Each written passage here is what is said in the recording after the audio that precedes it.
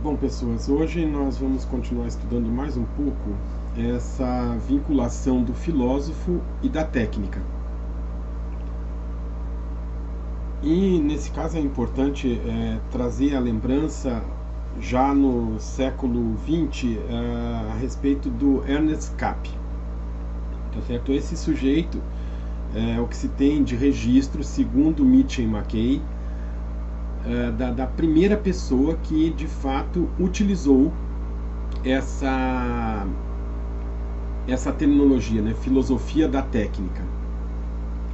Ele trabalhou com isso, né, e levantou, e eu acho isso legal de compartilhar com vocês, ele levantou em 1877 três aspectos que ele considerou assim muito importantes para que a gente entenda essa questão da técnica, da tecnologia, né? Você imagina que em 1877 ele sugere primeiro, né, o primeiro motivo pelo qual existe uma vinculação da técnica a, com a filosofia. O grande sucesso histórico e cultural, tá certo? O grande sucesso histórico e cultural da técnica é um dos elementos que nos leva, vamos dizer assim, a considerar, do ponto de vista filosófico, a tecnologia e o estudo da técnica dentro das ideias, vamos dizer assim, dentro da forma de abordagem da filosofia. Esse foi o primeiro ponto. Então é uma vinculação do estudo filosófico da tecnologia em razão da sua influência, né, tão marcante nos aspectos culturais. Isso é um dos primeiros pontos que ele sugere. O outro, que ele chama de segundo fator, é a capacidade do nosso mundo artificial para gerar metáforas e modelos cognitivos. Então vejam, essas metáforas e desses modelos cognitivos, eles estão profundamente imbricados com a técnica. E é a partir dessas metáforas que nós podemos, vamos dizer assim, compreender o mundo. É a partir dessa construção, vamos dizer assim, cognitiva, né, que nós vamos compreender o mundo. E nessa construção cognitiva, a técnica está profundamente imbricada. Então, nós conhecemos, vamos dizer assim, o mundo a partir vamos dizer, desses aparatos tecnológicos que são carregados de política, né, dentro deles. Talvez o exemplo mais tranquilo para que eu possa oferecer para vocês envolve a questão da televisão, né, e mais especificamente dos programas televisivos, né, porque a televisão carrega uma tecnologia embarcada dentro dela muito grande, né, e ao mesmo tempo as programações de televisão, né, as formas como são gravadas, aquilo que é mostrado em imagem, né, que é captado por outros artefatos técnicos como as câmeras, microfones, condensadores e essa coisa toda, tudo isso acaba compondo uma realidade de mundo muito galopante, vamos dizer assim, né? Que é um dos problemas críticos, né? Motivo até de doutoramentos, né? Como um agora que tem ajudado, que envolve, vamos dizer assim, o estudo desses YouTubers, né? Por exemplo, né? A gente vê assim um volume de produções de youtubers, como esse agora aqui que a gente está fazendo, que não é do youtuber, mas é para YouTube, né? E que fala sobre filosofia da tecnologia, né? E isso dependendo da abordagem que vai ser dada, é de uma superficialidade galopante, né? E eu fico toda hora me preocupando em dizer assim, ó, isto que eu estou compartilhando com vocês é a minha visão, a forma como eu estruturei na minha cognição, nas minhas subjetividades, essa mensagem que estou tentando passar para vocês. Mas, de fato, não é a única forma de compreender. Entretanto, os tal dos tubers, né, quando vão falar sobre assuntos graves na sociedade, falam assim de uma postura, vamos dizer assim, estou compartilhando a minha experiência pessoal, né?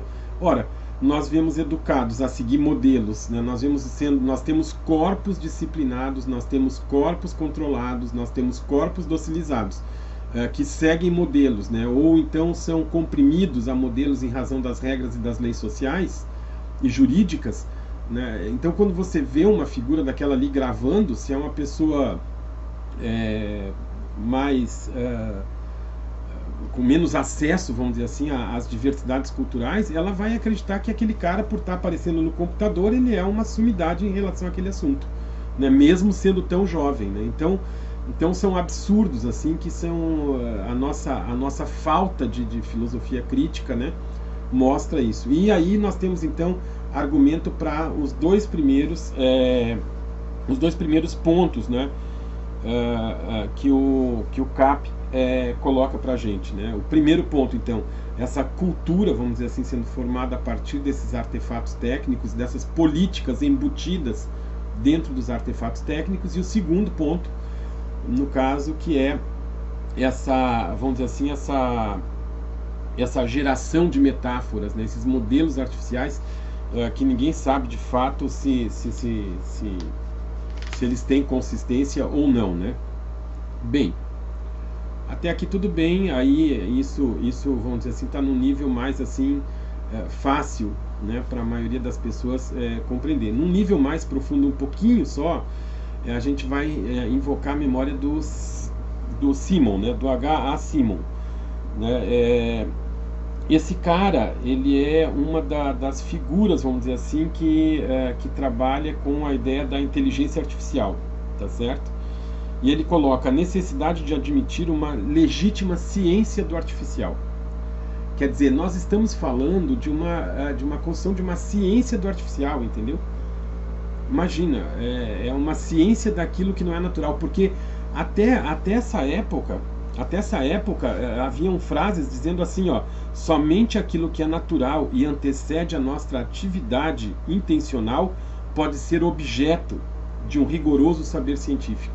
Imagina, até esse ponto, o que se estudava era o que não era artificial, era o que era reconhecidamente natural e que antecedia a nossa atividade intelectual. Então só isso era possível de ser estudado, tá certo? Do ponto de vista da ciência, do ponto de vista da filosofia. Mas, depois de se perceber o quanto, vamos dizer assim, a tecnologia altera essas relações, não é, a gente volta e questiona essa frase, né? Questiona ela profundamente, né? Então, peraí, eu não posso ter como objeto da filosofia algo que não é natural, né? Existe todo um mundo artificial se descortinando à nossa frente. Então, esse foi o segundo fator dessa vinculação da técnica ou da tecnologia com a questão da filosofia. E como terceiro fator, nós vamos trazer aqui, não é, o fato de que existe muita técnica, né, escondida nas determinações modernas, né, daquilo que significa verdade, daquilo que significa ciência e daquilo que significa objetividade. Então, a ciência, a verdade e a objetividade, não importa agora nesse momento a ordem disso, é extremamente dependente das tecnologias, da técnica e, portanto, de todas as intenções, de todas as estruturas de percepção política, as estruturas de imposição política, elas vão, vamos dizer assim, fazer a leitura, né, do que aquele dispositivo técnico vai nos dar, tá certo? Então isso é crucial. Olha, para vocês terem uma ideia da importância disso, quando você faz um documentário, tá certo? Você filma um documentário, você escolhe, você edita as imagens daquele documentário, depende do que essa edição, né? Ou até depende do que esse fato de se vai haver ou não edição, tá? Depende da ideia artística do fulano que produziu aquele documentário. E quando a gente fala que depende dessa ideia artística, quando depende da ideia de uma pessoa, na verdade o que a gente está dizendo é que aquilo que nós estamos vendo depende profundamente de todo o pensamento político desse cara, depende profundamente de toda a sua visão de mundo, depende completamente da sua capacidade discursiva, né? Depende de todos os elementos de veridicação. Tá? A palavra é veridicação, não é verificação, é veridicação. Quer dizer, todas as sequências de imagens, de sons, de discursos que esse cara usou para fazer com que esse documentário que hoje nós estamos vendo, ele nos traduza verdades, né? Olha, a gente teve já algumas experiências assim, nesse ponto muito interessantes, e talvez a mais óbvia delas, né, seja nesse momento quando você vai fazer uma viagem, né, e você olha lá, vou ver as fotos do balneário tal, lá da praia do Cumbuco. Vocês podem ter certeza que aquilo que vai aparecer nos folders das agências de turismo sobre o Cumbuco é a oitava maravilha, entendeu? Quer dizer, você vai ver uma praia, né, que talvez nem exista, porque ela foi toda editada por meio de fotografia, ou seja, ela ganha alguma existência, ainda que efêmera, não é, baseado na edição a partir de artefatos tecnológicos. E é lógico que se o cara faz isso, e ele edita para que aquela praia pareça a oitava maravilha, então, vejam, ele está construindo um discurso imagético, um discurso escrito, uma narrativa escrita num folder, para gerar, vamos dizer assim, a captação de pessoas para irem a essa praia que de fato não existe. E as pessoas que vão, por sua vez, irão, vamos dizer assim, se esforçar ao máximo, claro que não todas, mas existem pessoas que vão se esforçar ao máximo para conseguir perceber aquilo que era apresentado no folder na praia, na verdade, no que eles estão vivenciando. Então, às vezes é uma imagem tão discrepante, tá entendendo? Que a pessoa chega a se chocar e imediatamente diz assim, meu Deus do céu, não é nada daquilo que eu imaginava, não é nada daquilo que eu fui levado a imaginar com base no folder que eu li. Então, isso, vamos dizer assim, essa veridicação dos discursos, das verdades, das ciências e das objetividades são eminentemente dependentes da tecnologia que está sendo aplicada. E vejam, eu estou partindo aqui um exemplo do Cumbuco, tá certo? Mas se eu pegar aqui do outro lado, eu posso pegar o acelerador linear, quer dizer, é baseado num artefato tecnológico de grande tecnologia que nós acreditamos, não é? Afinal de contas, a gente viu, né, os átomos riscando os sensores, né, dos aceleradores lineares e nos levando a toda uma interpretação de uma outra física, né, que seria, vamos dizer assim, um dos elementos de ponta, né, nesse sentido. Então da tecnologia, no sentido da tecnologia criada para se perceber mundos que nós não perceberíamos. Como nós iríamos saber ou criar medidas, vamos dizer assim, de voltagem se não fosse a existência do voltímetro? Né? É disso que eu falo. Né? Você sabe que uma coisa dá choque ou não dá choque, mas você não saberia quantos volts tem. E esses volts, tá certo? Eles têm todo um discurso científico, filosófico, de veridicação, para que eles pareçam ser a única verdade possível. Tá? E na verdade, ou de fato, para não ser falso, né, no discurso, de fato, nós estabelecemos as verdades dos discursos, tá certo? Quando a gente promove uma fala, como eu estou promovendo aqui para vocês, eu não tenho como regular a maneira como vocês estarão recebendo essa fala.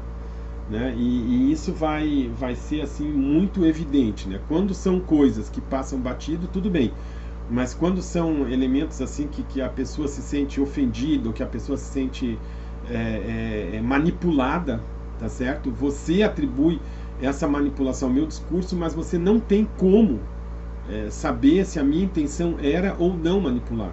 Você vai encontrar formas de veridicar isso. Então, qual é o ganho que a gente tem de fato nesse discurso que eu estou tendo agora para mim? É vocês serem críticos, mas serem críticos. E quando se relacionar a pessoas ou a ideias, discutam isso com as pessoas. Não se calem, né, e também evitem aceitar isso de uma forma completa e absolutamente fechada, porque também não resolve. Tá? O que a gente quer é que vocês olhem para a tecnologia com olhos críticos. mas não necessariamente de negação.